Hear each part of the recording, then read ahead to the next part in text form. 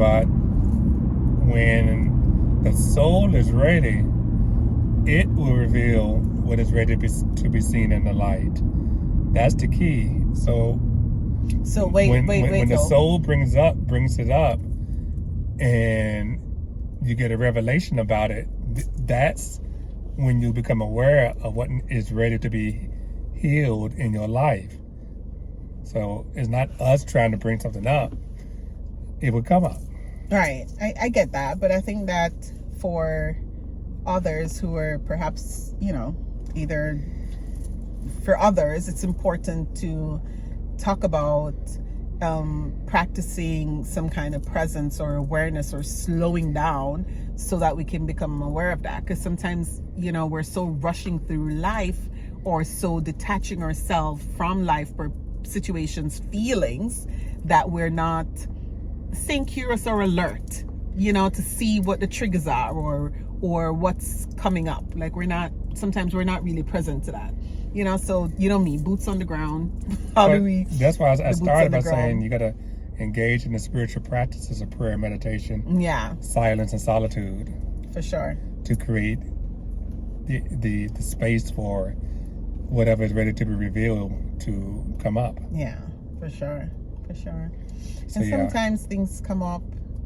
I know for me, it takes a while for me to even, depending on what it is, how deep it is, it takes a while for me to either accept it, to look at it. I might refuse or ignore for a while, and it just keeps coming up in different ways. Well, it was like earlier today, when someone said something to you, and you came back to my office and shared, and something came up for you about that. Right. That is how that's how it happens. Yeah. Somebody can say something to you and it triggers something. Or you've done the work. You've done the prayer work, the meditation, the journaling. And now life gave you the opportunity for something to be revealed to you, that for you to look at, to examine, to perhaps even heal. Yeah. So I would say you should take that a little deeper and say, okay, so what came up for you? What is that about? Yeah. What is it about this that I need to look at, to examine, to perhaps heal? Right. Yeah. Yeah, makes sense. And it has to do with your beliefs, your thoughts, your attitudes. Makes sense. Your feelings, your emotions. So I think that also in the lesson, what came up was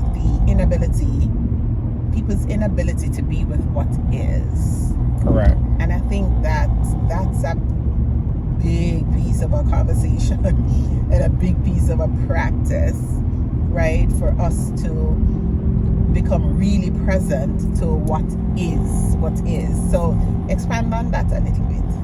Well, again, I'm going with my rhymes again. If you don't get real, you can't reveal what needs to be healed. Okay, Charles. I like that we one. Got it. So you got to get real with yourself. Get real. Yeah. Get real with yourself and look at, as the song says, what's really going on, right? Who's in that one? What's going on? Baby, that one? What's really going on? I don't know that one. Oh. Out of my thing here.